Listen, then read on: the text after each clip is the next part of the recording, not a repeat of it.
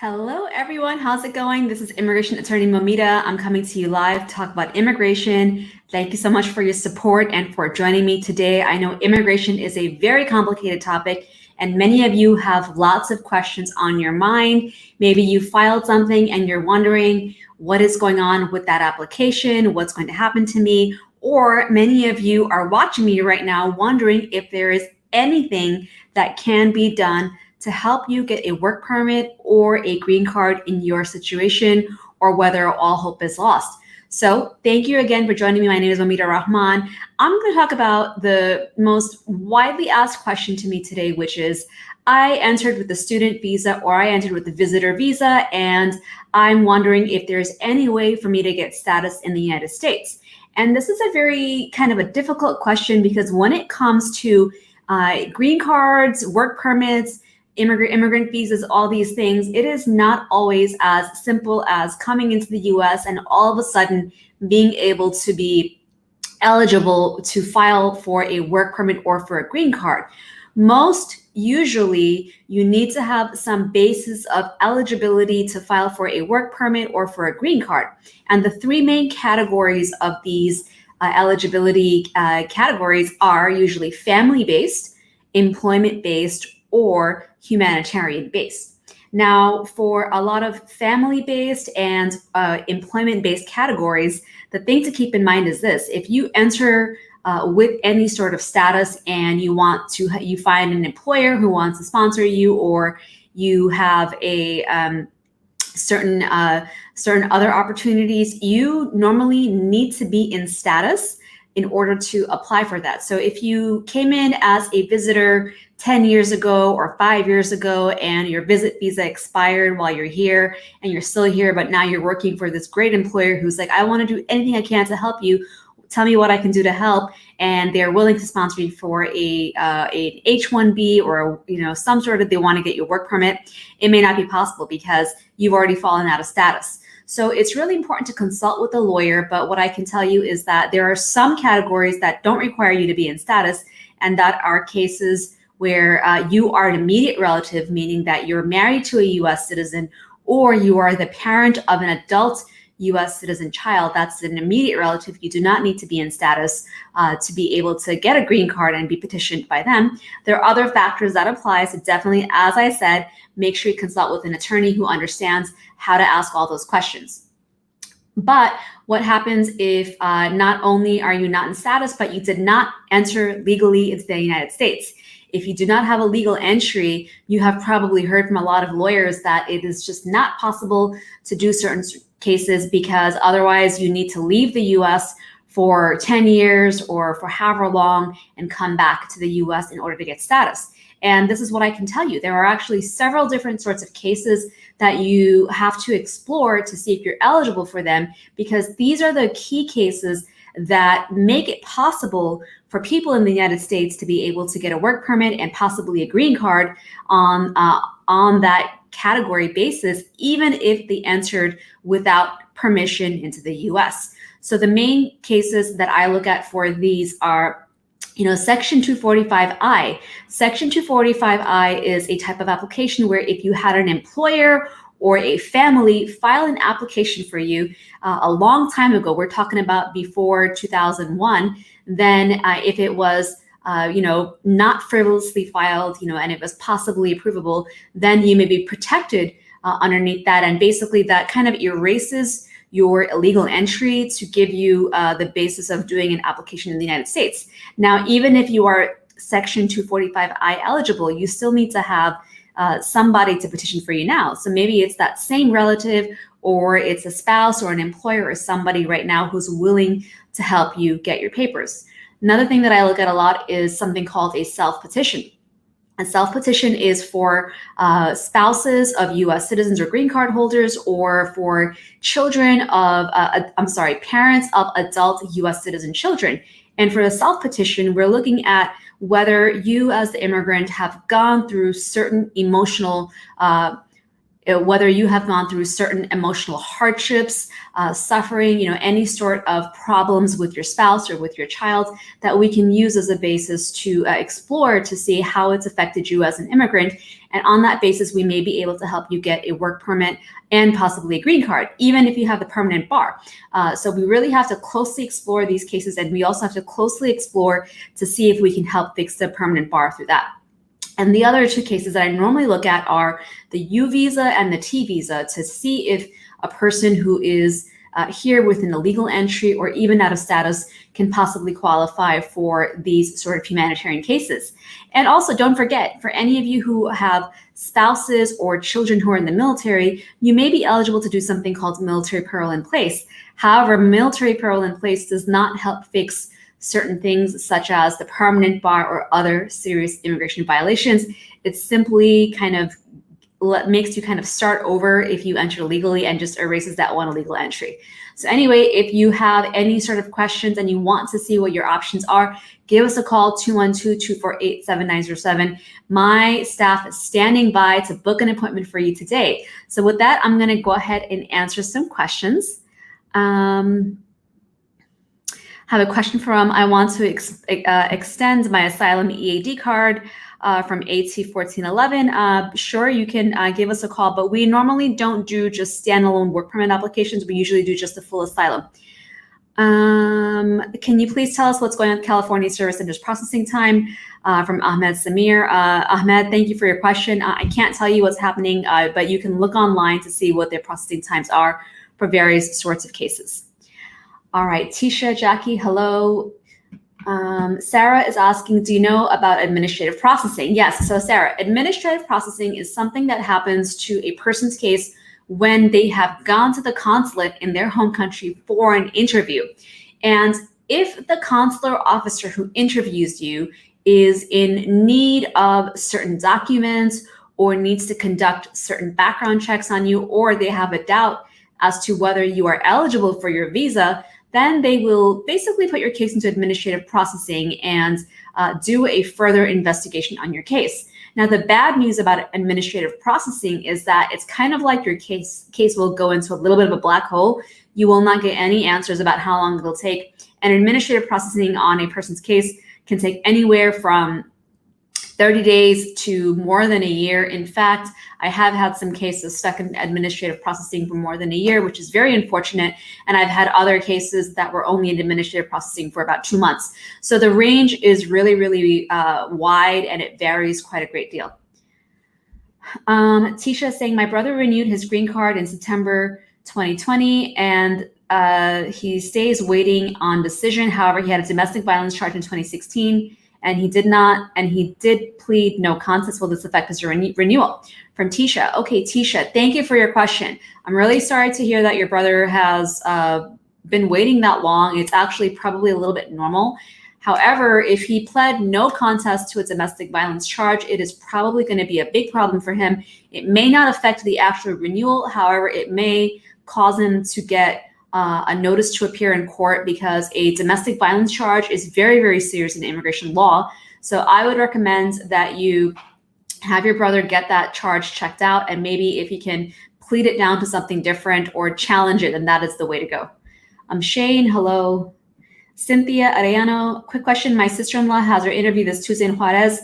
She is 7 months pregnant and she had her baby a week ago. Can he be added before her interview? She's very stressed. She's already there. Okay. Cynthia, so number one, you may want to, hopefully you have an attorney helping you, Cynthia. And if you do, then you want to go ahead and contact the consulate however you can. You may want to even email the NBC email if you have it, or upload it on the Ask NBC form. For Ciudad Juarez, I believe they don't do electronic submissions, so your only way to communicate with them is either through email or through the Ask NBC form. At the consulate, you need to make sure that your sister brings the baby. Well, the baby may, I don't know if you can bring the baby at this point, but at least the birth certificate. And by now, you know, if the baby was born so soon, you may not have a passport ready yet. So without a passport, it's going to be a problem.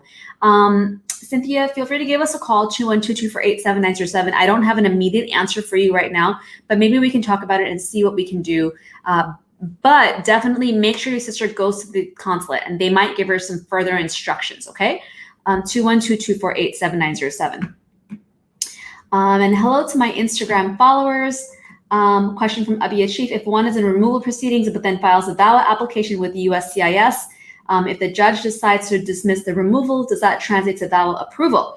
From Abia Chief. So great news about any of you who are in removal proceedings or you have a prior deportation order and you find that you're eligible for a self-petition and you file for a VAWA.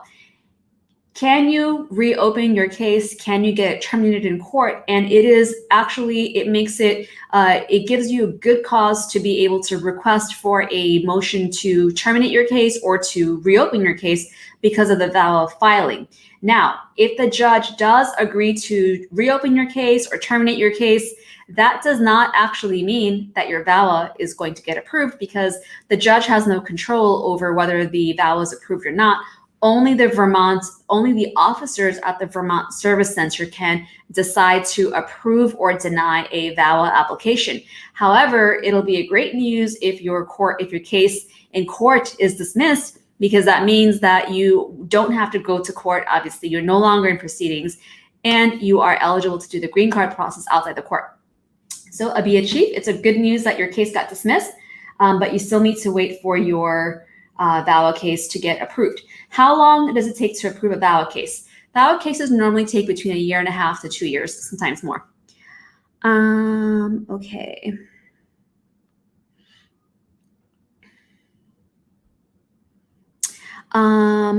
Aram Jan is asking, where are you from? I'm originally from Bangladesh.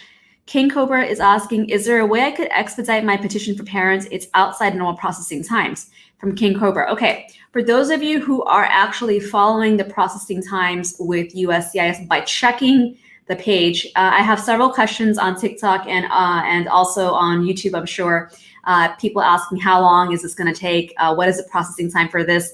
Cannot answer those questions. You can actually look it up online yourself. So you just go to the uscis.gov website and you can look up your case processing time on that page. Now, if you check that chart and your case processing time is actually outside the norm, then what you can do to help expedite and speed up your case a little bit is call USCIS, create a service request with the service center, record that, wait for them to give you a response. Usually they'll say that expect to hear back from us in 30 days, 45 days. If they don't give you any sort of response, then I would recommend that you contact your congressperson or a senator, or you can even contact the USCIS ombudsman. But you have to take some proactive steps to contact the USCIS to make service requests first before you can do that. And if you have an emergency happening, then you can request an expedite in writing.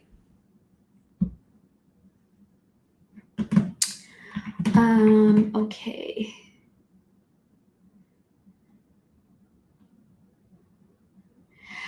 Mega is asking, I filed an I-751 and now we are filing divorce. Will my green card be canceled? From Mega. Mega, I'm so sorry to hear that you're going through divorce. However, if you filed your I-751 and you're going through divorce, it does not mean the end of your case. You will not get supported, okay? However, you have to take action. You have to take action. Feel free to give us a call because this is one of our primary case types. We deal not only with I-751 applications to remove conditions for people who are still together, but also for people who are going through hard times and going through divorce and maybe even suffering any sort of cruelty or domestic abuse in their relationship from their spouse. So if you get divorced, bottom line is that you actually do need to let USCIS know so they don't approve your application by accident when you're not really married because that you've filed a joint application. Moreover, that can cause a problem for you when you try to get citizenship, because then they'll see that you got divorced in the process, but you never updated them, and they'll have a lot of problems with that. So call us, Mega, 212-248-7907, and anyone else who who has a 2-year green card and you're going through problems, you're about to get divorced, you're separated, things are not going well, whatever the reason is, call us. And the name of the game when you have an I-751 is to don't delay.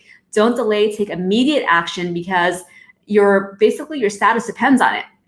And if your I-751 does get denied, then yes, it can immediately put you into deportation proceedings, because underneath the requirements, USCIS usually does send a notice to appear to you for a denial, okay? So Mega, don't delay, and anyone else, 212-248-7907.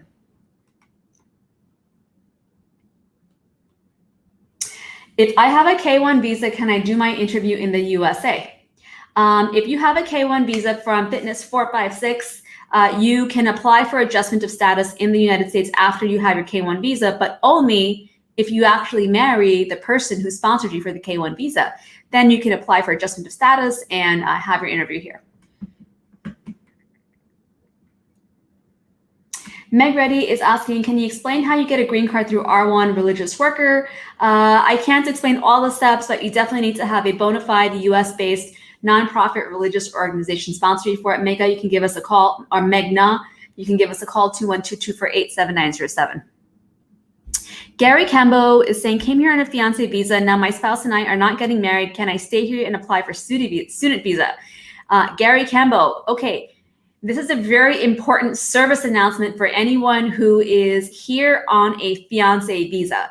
If you come to the US on a fiancé visa and you do not get married to the person who petitioned for you for your fiancé visa, you will not be eligible to do anything else. You will not be, I mean, there might be some humanitarian cases that you might qualify for, like a U visa or maybe a T visa in the future for trafficking.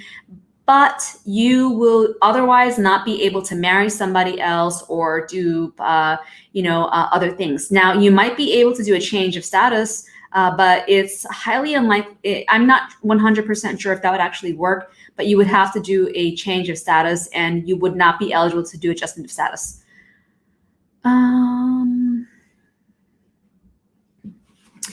Okay, and thank you to everyone for your patience. I know I can never get to all the questions, but I'm doing my best. Ghulam Mustafa is saying, I come with my 2 daughters in 2019 due to political problems, and my country agency injured my son. Due to mental anxiety, I cannot apply for asylum in 1 year. I want to apply now, from Ghulam.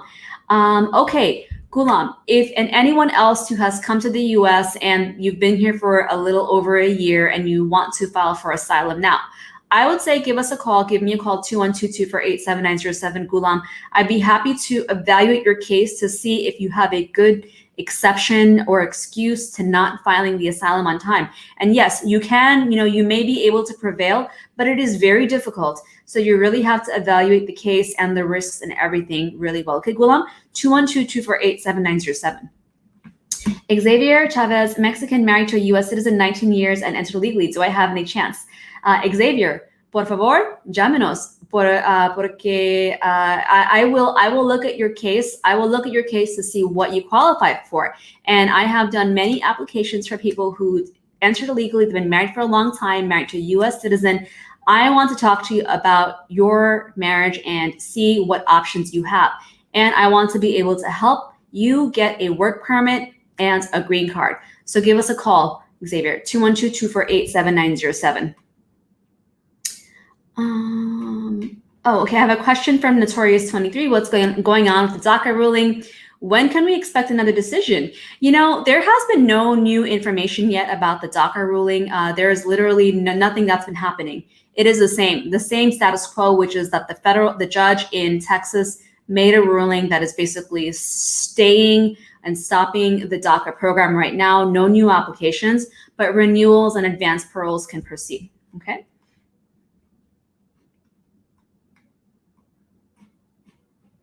I'm an American citizen and I married a Brazilian in Brazil 3 years ago. Can we make adjustment of status if he comes to visit me in the States? And he has already visited me plenty of times. From Luisa.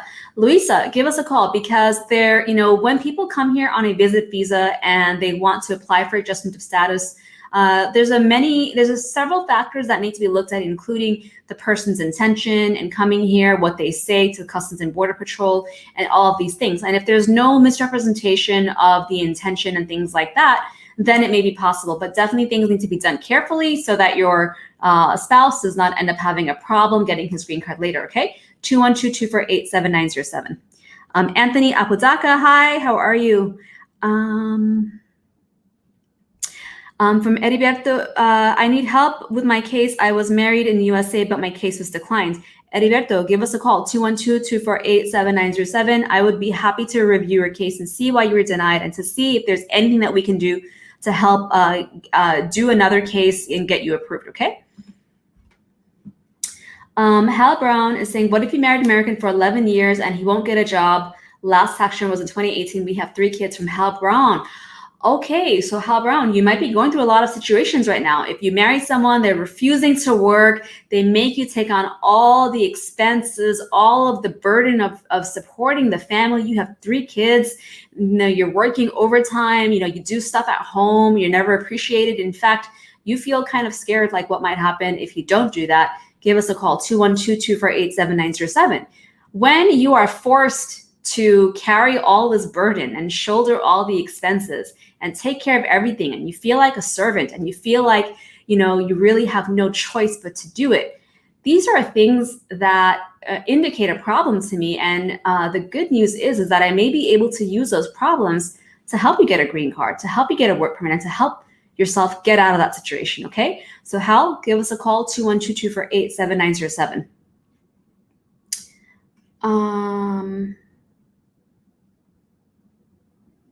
Stacey Rowe is asking, good evening. Have you seen or heard of cases that are going through consular processing after being documentarily qualified, being given 2 to 3 weeks notice to prepare for interview? Yes, we are, Stacey. We're seeing it, and it's a big problem because that does not give people enough time to even get to the country to get the medical exam done, for example. And it's an issue that has been brought up with the American Immigration Lawyers Association. I'm not too sure what can be done. You may have to just request a reschedule of your interview or just try to get down there as soon as possible. I know it's really difficult, but if you've been given a consular interview in 2 to 3 weeks, you're gonna have to make a choice. But first of all, before you leave the country, make sure you can at least get your consular interview, your medical interview done and scheduled, okay?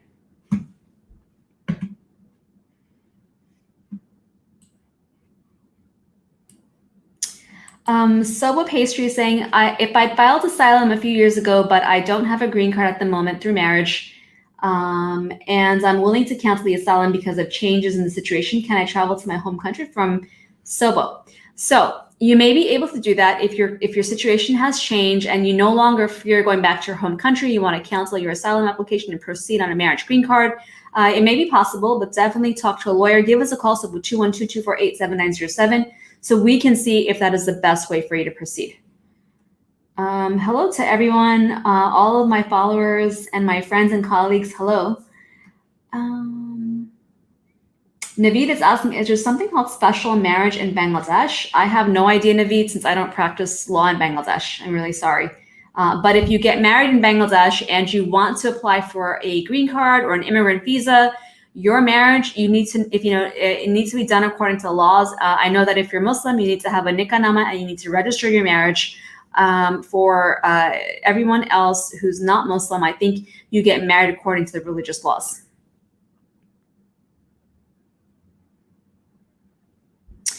Sap Dream is saying, how long does it take after an interview to produce a green card? So that depends on how quickly your case gets approved after your interview. Some officers, I had 2 green card interviews today. I already received the approval for one. I am patiently expecting the approval of the other that I had later in the day. Hopefully we get that tomorrow. But there's some times where we don't receive an approval for a few weeks. And it just really depends on the officer. Sometimes they want to do a request for evidence, or they want to call you back for a second interview, or they're just busy with their work and they're not really typing in all the approvals. So how long it takes for you to get your green card approval after the interview depends on how your interview went, number one, and number two, how is your officer? Because some officers are really, really backed up. They're really busy. They have a lot of files to get through, and others are very, very efficient and they don't like to let any files sit on their desk. So if you go to your interview and you see that the officer has no files laying around, to me, that's a great sign. And that means that they're pretty quick about approving cases. And if you go to an interview for a green card and the officer has boxes and boxes of paperwork, of files lying around, then to me, that means that they're probably a little bit overburdened.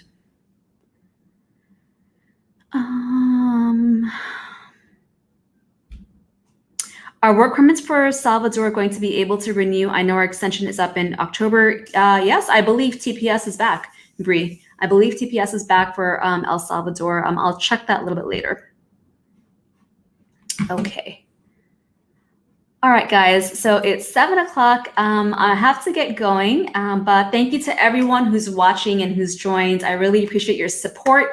If you need any help with your immigration problems and questions that you have, call us 2122-487-907. I do video and phone consultations only. You do not need to be in New York to contact me. I can do immigration law, and I help immigrants in all 50 states. So give us a call if you are concerned about your case or if you want to find out what your immigration options are. 2122-487-907.